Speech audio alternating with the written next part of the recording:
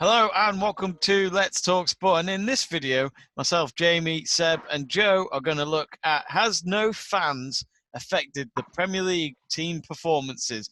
Of course, the opening start to the season has seen so many goals. It's been absolutely crazy, from Villa 7-2 against Liverpool to United losing 6-1 to Spurs. We could go on and on and on, and it's been a goal-jism kind of season so far, and I've certainly enjoyed it. My arms are bigger than they normally are.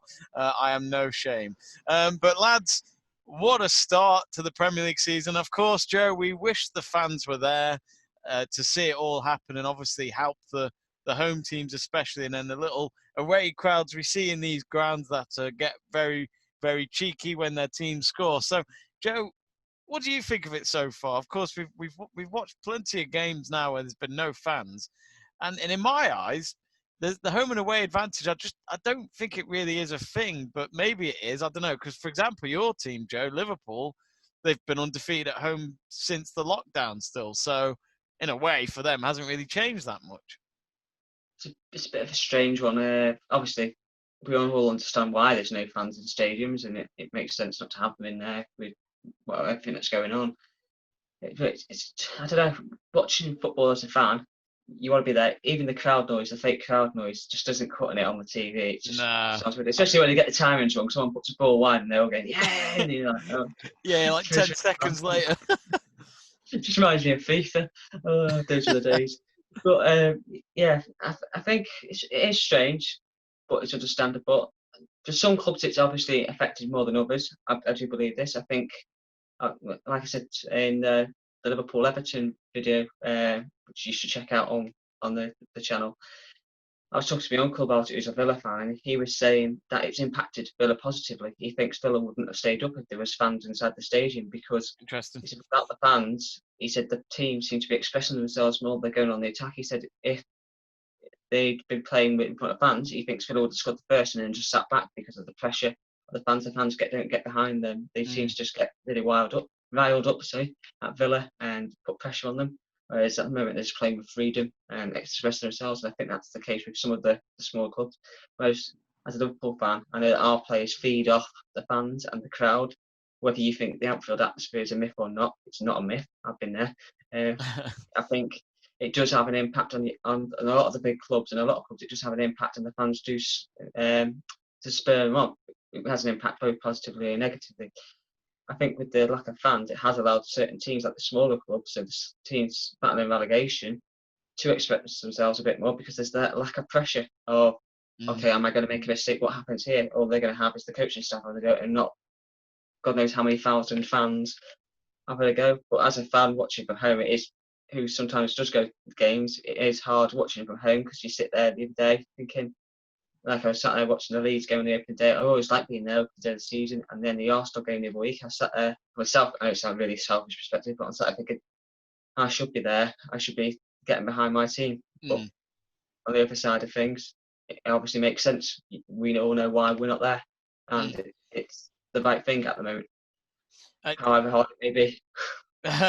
Seb, I mean, you watch just as much football as me and Joe do, maybe even more. And, you know, we've seen it for a while now, no crowds, but we're starting to slowly see it come back in Germany and France and other countries, which is good to see.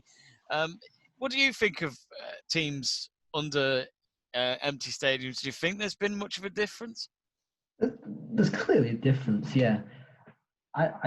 I find it hard to see, because sometimes there are matches that finish 0-0, and I mean, you could say that there are more goals going in. I mean, we broke the record in the Premier League weekend once already, and we nearly did it a second time just 4 weeks into a season. So there's got to be something. And the only factor that's changed is the fans not being there.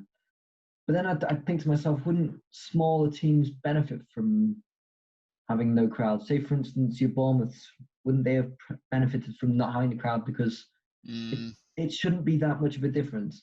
And maybe that's disrespectful to Bournemouth, but in the end, they went down, didn't they? Yeah. So, and it does clearly make a difference. Even just one or two people screaming at you more makes a difference. So it's got to play a role, hasn't it, the fans? And I think, like, for instance, Liverpool, we saw the other day, to come back to it, they don't lose 7-2 with fans in the stadium, even if they have an away support. They just don't.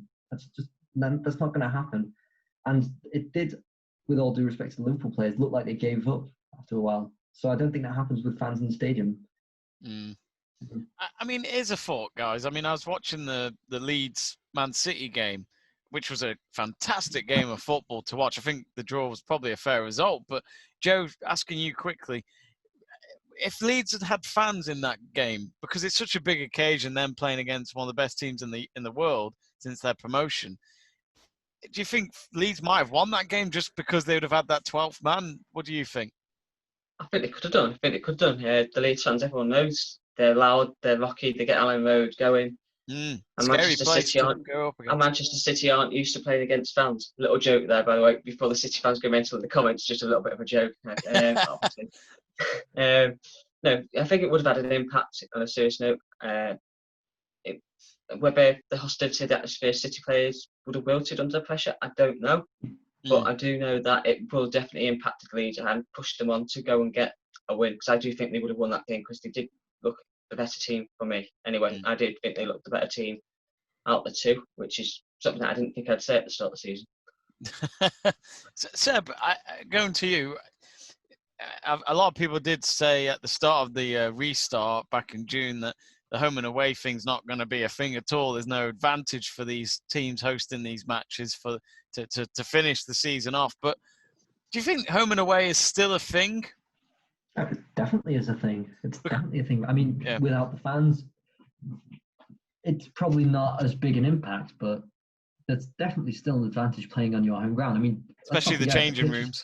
I mean, let's not forget pitches do all have different dimensions. Wembley, for instance, is a lot wider, and that hindered Stoke when they played there. They should have just been able to be a team, but then when they haven't got the width, it changes a lot. So being used to your pitch does still have an effect. Not as much as having your supporters there. But I do still believe that home and away, there is some value to it, but maybe not as much as to keeping the away goal rule. That's another debate, though, isn't it? It's another debate. I mean, funny enough, actually, lads, we've got the Champions League coming up, the Europa League coming up. We have, for example, Liverpool going to Ajax, United will go to PSG, fixtures like that where they will have fans. Okay, the stadiums won't be filled out completely, but at least they've got fans in for those games, while when they come over here to England, with the way it's going, we're not going to have any fans. So, Joe, what are your thoughts on that? Because surely PSG and, for example, Ajax as well may have that advantage. It will be an advantage. I have seen some cases, some tweets and stuff on social media, on Twitter, and posts on Instagram and stuff, where people have said they've taken up fan membership with the teams that are like the likes of Ajax or Midtjylland in Liverpool's case, or PSG United's case, taking up a fan membership so they can actually go to the game. So the away fans will actually be in the home end. That's a good idea. Quite cheeky, actually, but I don't blame him in one aspect, as long as everyone's obviously being safe when they're travelling and stuff. It's actually very hard to become a member of an Ajax fan club. You have said this as well, haven't you, Seb? Yeah. I've tried. It's my girlfriend's team, so I know a bit about it. But it's really hard to get into a fan club for Ajax. Joe's been trying all day. Joe, you're never going to get in. I'm sorry, mate. Gutted. But yeah, it definitely have an advantage, because obviously they've got the fans behind them, they're making the noise, and certain venues are very hostile abroad in Europe. I look at 2 years ago in the Champions League when Liverpool had the run and they played Vedstar Belgrade away in the Champions League. If that stadium's empty, it's probably a draw. If Liverpool that lost that day. Galatasaray as well, another one that's exactly. Yeah. See, obviously it does have a massive impact, even if it's just 60 fans.